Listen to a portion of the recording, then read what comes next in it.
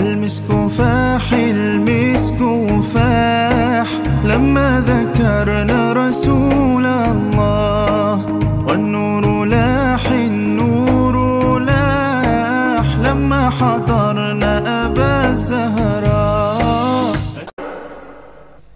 Saudara hadirin yang saya muliakan, jadi jangan melupakan Allah. Saya bisa saja berkata, kalau saya misalnya pakai cincin, lalu saya bilang, saya sejak pakai cincin ini, jangan anak gadis, nenek-nenek ngelihat saya lemes. Atau sejak pakai cincin ini, dagangan laris bener. Cincin itu yang menggelincirkan akidah. Untuk tidak tergelincir, orang harus tidak melupakan Allah. Dia bisa berkata, alhamdulillah, Allah memberikan keistimewaan kepada batu cincin saya. Batu cincinnya tidak apa-apa, Allah yang memberikan keistimewaan. Ini dalam bentuk yang langsung. Dalam bentuk yang tidak langsung kita bisa lihat, misalnya kalau petani ditanya, ini bisa panen besar ini rahasianya apa, Pak? Oh, pupuk urea, pupuk urea. Nah, Allah nomor 16. Seorang petani yang baik keimanannya, dia akan berkata, kami bisa panen besar karena izin Allah. Lah, kalau pupuknya mah pakai pupuk urea, izin Allahnya dulu, baru kemudian pupuknya nyusul. Jadi sebenarnya bukan cuma pergi ke dukun yang bisa merusak keimanan, pergi ke dokter juga bisa loh merusak keimanan. Kalau berkeyakinan bahwa dokter itulah yang memberikan sembuh, kenapa akidah saudara tidak tergelincir karenanya? Dokter hanya memberikan obat dan resep, sembuh itu datangnya dari Allah. Ini yang diungkapkan lewat lisan Nabi Ibrahim alaihissalam, wa idza maridtu fahuwa yashfini. Apabila aku sakit, dialah Allah yang memberikan sembuh. Memberikan sembuh. Jangan juga menyalahartikan ayat ini. Ada ayat begini sakit terus nekat. Udah nggak usah berobat dah, memang penyakit dari Tuhan, ntar waktunya baik ya baik dah. Udah ampeg terus dah. Orang yang berobat saja belum tentu sembuh, apalagi yang tidak berobat. Sama juga orang nggak sembahyang kita ajakin ngotot, lo juga yang sembahyang belum tentu masuk surga katanya. Lah yang sembahyang belum tentu masuk surga, bagaimana cengoran lo yang nggak sembahyang?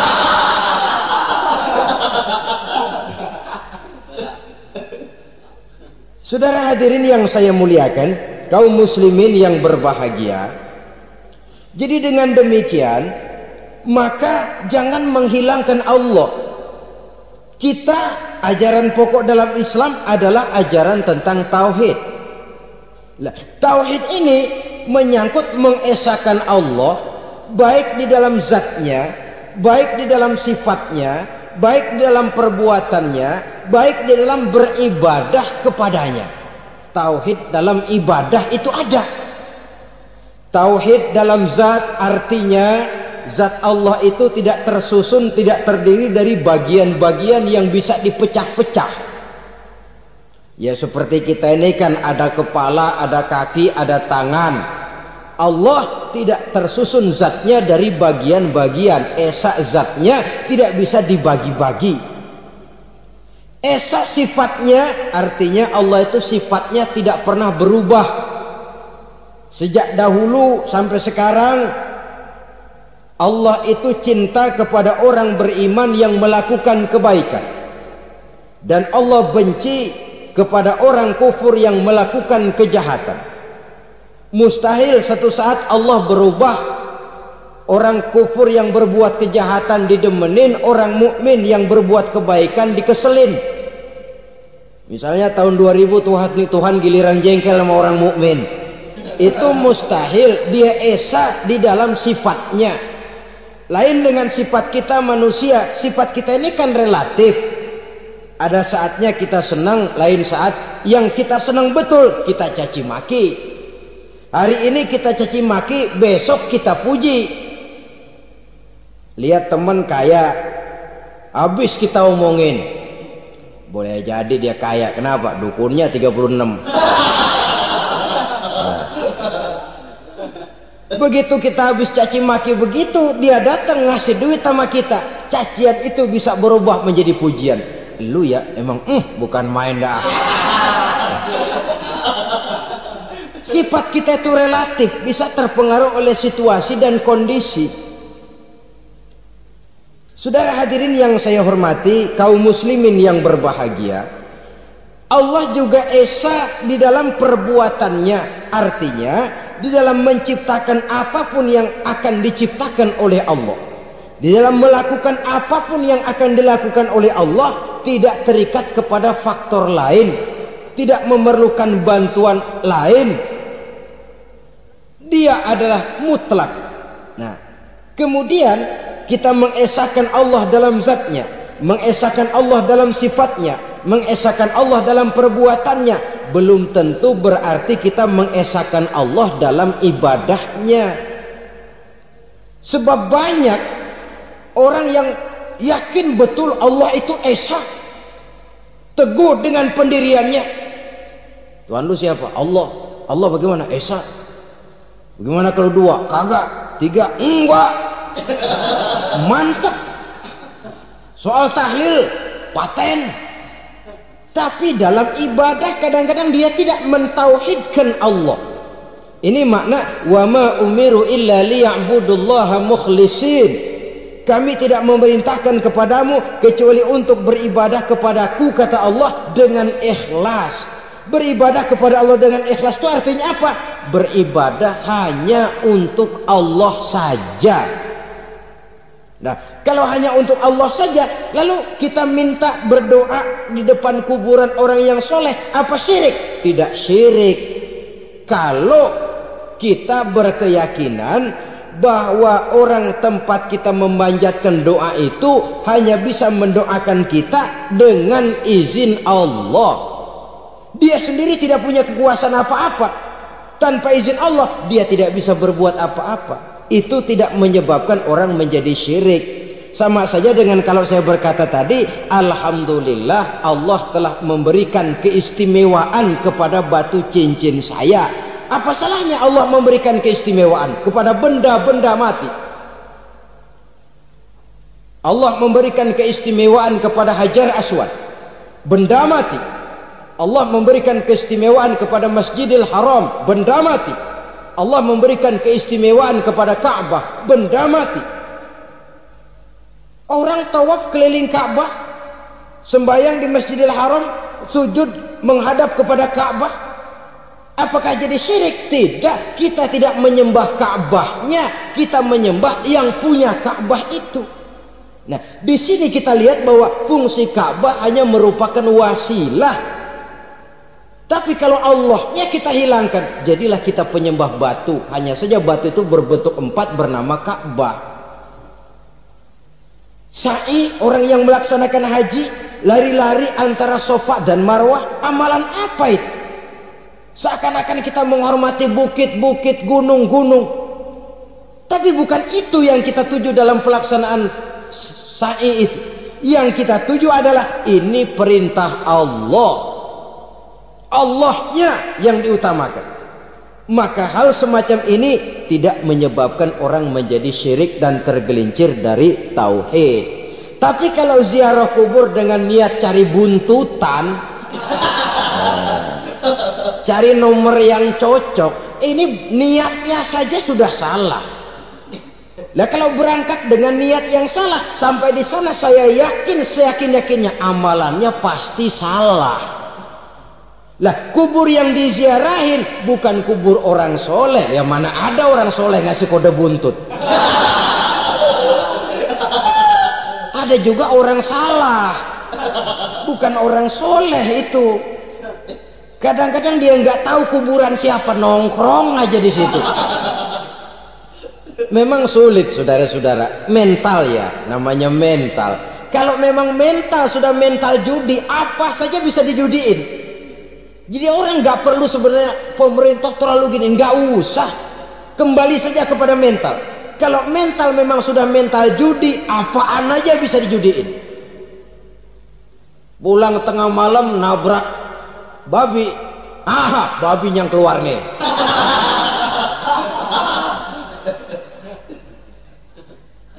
Mobil lewat, nomornya bisa dijudiin.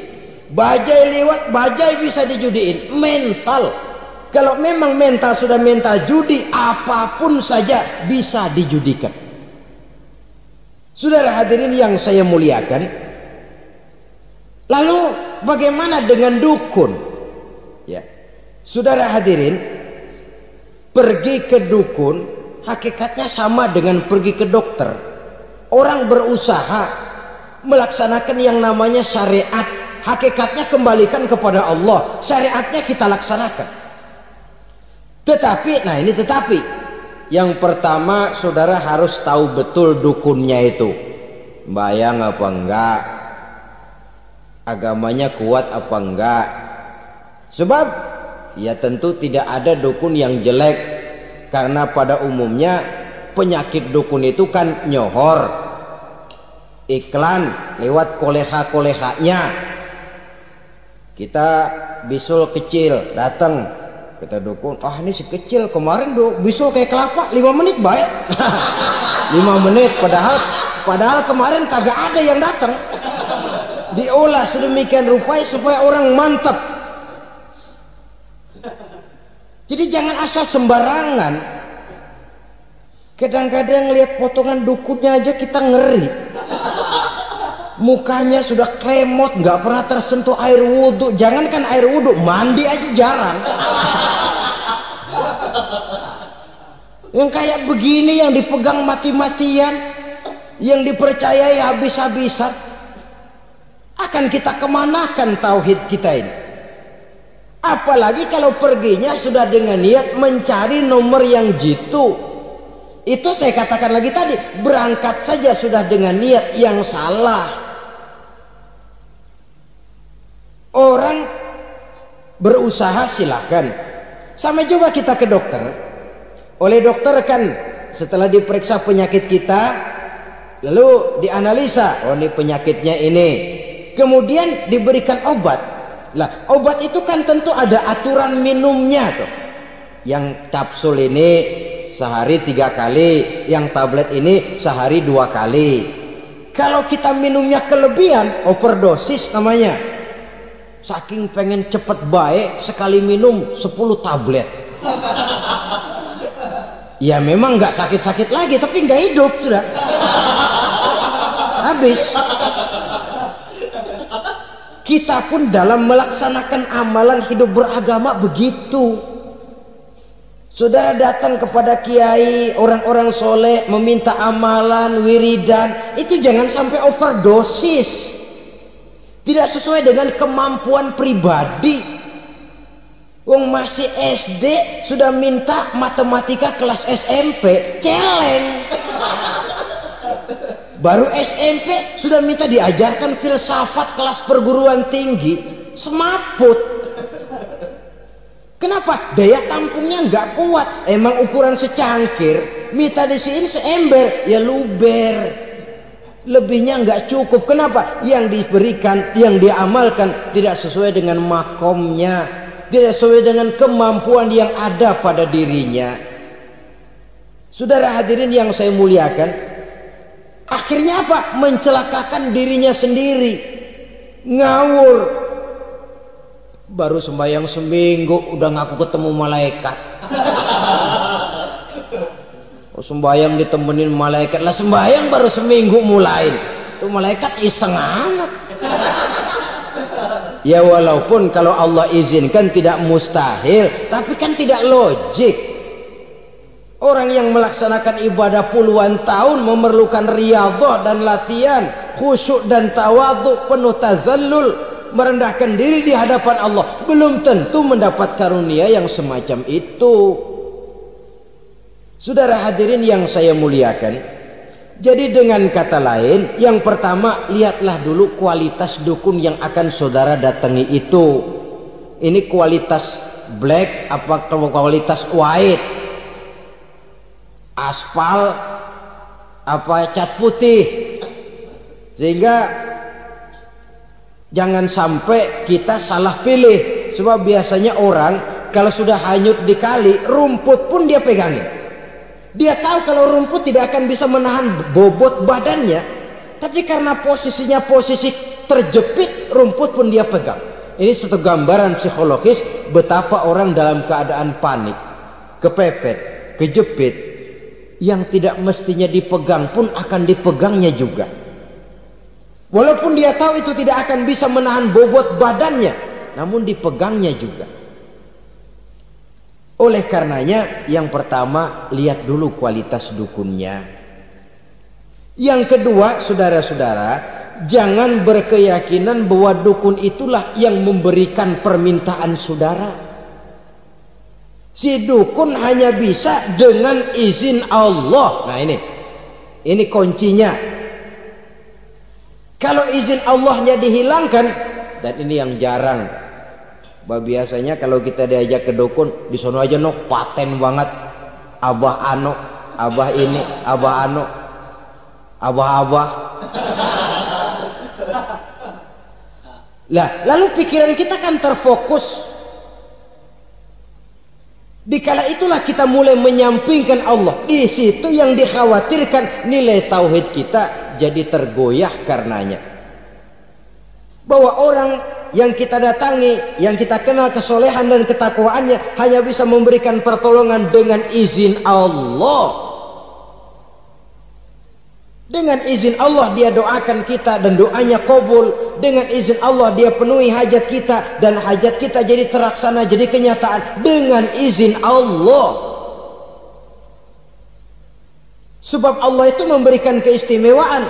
Ada waktu istimewa, ada tempat istimewa, ada jam istimewa.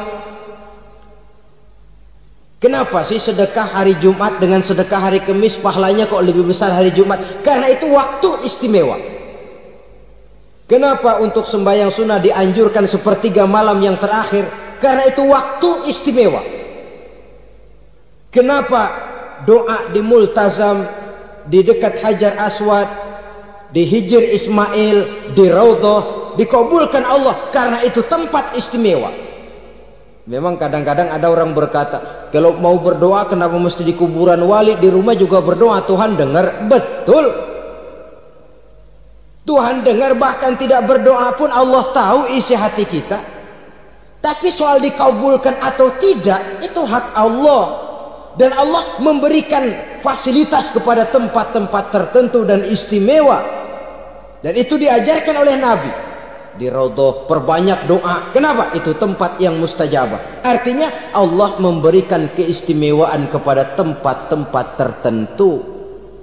Dalam konteksnya dengan ini, makom para aulia, para wali, para ulama soleh, tidak ada salahnya kita berdoa di sana, bertawassul, bukan meminta kepada si kiai, bukan meminta kepada si ulama, bukan meminta kepada si wali, meminta kepada Allah melalui tempat yang orangnya kita yakin dekat dengan Allah. Walaupun Allah tidak memerlukan perantara, itu jelas. Allah tidak memerlukan calo, memang. Tapi Allah menyediakan waktu dan tempat-tempat istimewa. Itu harus kita manfaatkan untuk mendekatkan diri dan berdoa kepadanya. Saudara-saudara kaum muslimin rahimakumullah, saya kembali dalam konteksnya dengan dukun yang akhir-akhir ini jadi populer karena merajalelanya judi sampai kepada desa-desa, pedesaan-pedesaan terpencil, yang akibatnya menjauhkan orang dari nilai tauhid. Padahal benar kalau orang berkata kazabal munajjimun walau sodaku, tukang-tukang ramal itu bohong walaupun benar. Kalaupun betul, kebetulan. Itu maksudnya bohong walaupun betul. Betulnya betul kebetulan. Maka para remaja itu biasanya gemar kepada membaca bintang Anda minggu ini, kan begitu toh? Nah, apa Aries, apa Virgo, apa Leo dan sebagainya, dan itu memang menarik untuk dibaca. Rezeki sebelah kulon, asmara anget. Saudara hadirin, hal yang semacam ini boleh saja untuk dibaca, tapi tidak untuk diyakini kebenarannya. Boleh saja untuk dibaca, tapi tidak untuk diyakini kebenarannya. Karena meyakini kebenarannya sama saja dengan mendahului Allah. Dan itu bisa menggelincirkan nilai-nilai tauhid kita. Tauhid dalam ibadah, saya katakan tadi, menyembah hanya kepada Allah, bermohon hanya kepada Allah dengan menggunakan fasilitas-fasilitas yang disediakan oleh Allah, baik berupa waktu maupun tempat-tempat tertentu. Dan orang-orang, ya, kalau waktu dan tempat saja ada yang diberikan keistimewaan oleh Allah, padahal tempat itu benda mati, apalagi manusia yang merupakan makhluk hidup. Saudara hadirin yang saya muliakan, saudara-saudara kaum muslimin yang berbahagia, sehingga dengan demikian kita tetap menjaga nilai-nilai akidah, dan dengan ini syariat kita laksanakan tanpa membuang hakikat. Sebab hakikat tanpa syariat itu kosong. Syariat tanpa hakikat juga tidak ada tujuan. Yang penting hati bersih, nggak sembahyang nggak apa-apa. Mana bisa begitu, Mas? Kalau memang hati bersih nggak usah sembahyang nggak apa-apa. Nabi Muhammad dulu berhenti dong sembahyang. Sebab beliau orang yang hatinya paling bersih. Nah, orang yang hatinya paling bersih saja sembahyang yang enggak berhenti, masa kita lalu mau berhenti? Yang penting kan kita bisa dekat dengan Allah melalui perasaan, banyak-banyak ingat. Apa itu sembahyang? Macam-macam. Itu hakikat saja tanpa syariat, ia tidak bisa. Syariat saja tanpa hakikat juga gerak lahir yang tanpa roh namanya. Kita melakukan sholat tapi kita tidak tahu untuk apa kita sholat dan kenapa kita sholat dan siapa yang kita sembah di dalam kita sholat. Sehingga dengan demikian keduanya tidak bisa terpisahkan satu sama lain, seperti halnya kulit dan isi. Barangkali pernah saya ingatkan, kulit penting, isi pun juga penting. Hakikat penting, syariat juga penting. Dan kita jangan salah mengartikan, terjebak dalam ucapan-ucapan yang masih memerlukan penafsiran, sehingga lalu kita cenderung mendiskreditkan dan menjelekkan para wali. Misalnya ada ucapannya Syekh Abdul Qadir Jailani yang berkata begini, barang siapa yang masuk ke rumahku lalu ia memakan makananku, maka ia akan masuk surga. Ini kalau ucapan ini dipahami secara apa adanya, ya jelas orang bisa tergelincir. Tapi kalau ditafsirkan secara betul, siapa yang masuk ke dalam rumahku? Di mana rumah Syekh Abdul Qadir? Di mana umumnya rumah para wali? Di masjid. Jadi siapa yang masuk ke dalam rumahku? Masjid. Lah kalau sudah di dalam masjid, makanannya apa? Getuk. Tentu saja tidak. Kalau sudah di masjid itu ya makanannya ya wirid, zikir, tahajud, baca Quran, paling kurang iktikaf. Jadi siapa yang masuk ke masjid lalu dia sujud, wirid, zikir, ya jelas saja surga. Jangan membaca ucapan ini lantas rame-rame nyari bekas rumah Syekh Abdul Qadir. Rame-rame masuk ya rumah kecil.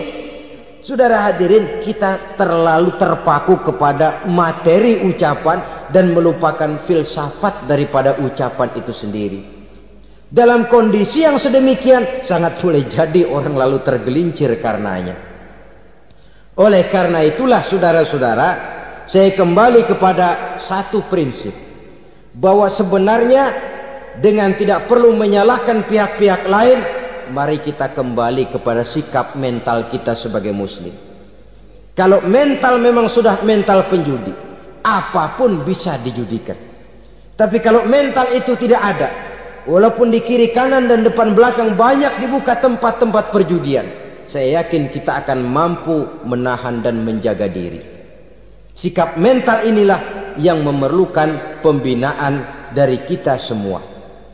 Sehingga dengan demikian kita akan menjadi pribadi-pribadi yang bisa bertahan dari segala gempuran-gempuran yang datang dari luar karena adanya prinsip ketahanan mental itu tadi. Sekali lagi saya ingatkan bahwa judi selamanya tidak akan pernah mendatangkan kebahagiaan. Judi tidak akan membuat orang menjadi kaya.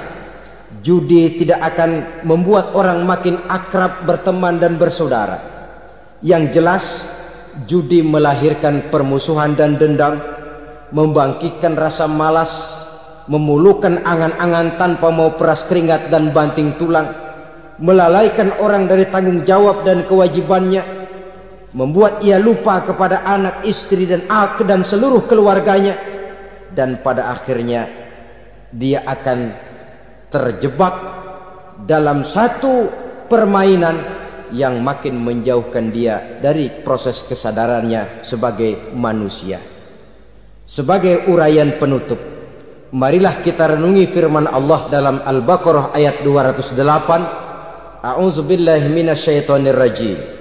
Ya ayyuhalladzina amanu dukhulu fis silmi kafah wa la tattabi'u khutuwatis syaitan innahu lakum aduwwum mubin. Hai orang-orang yang beriman, masuklah kamu ke dalam keselamatan. Masuklah kamu ke dalam Islam secara keseluruhan. Jangan kamu mengikuti jejak-jejak setan, karena setan adalah musuhmu yang nyata dan jelas. Judi termasuk jejak-jejak yang ditinggalkan oleh setan untuk diikuti oleh kita agar kita mendapatkan kesengsaraan baik di dunia, lebih-lebih di akhirat nanti. Semoga Allah selamatkan kita, Allah selamatkan seluruh bangsa kita dari penyakit-penyakit judi yang melahirkan efek-efek negatif dalam kehidupan. Terima kasih atas perhatian saudara. Mohon maaf atas segala kekurangan. Usikum wa nafsi bitaqwallah. Wassalamualaikum warahmatullahi wabarakatuh. Ya sahih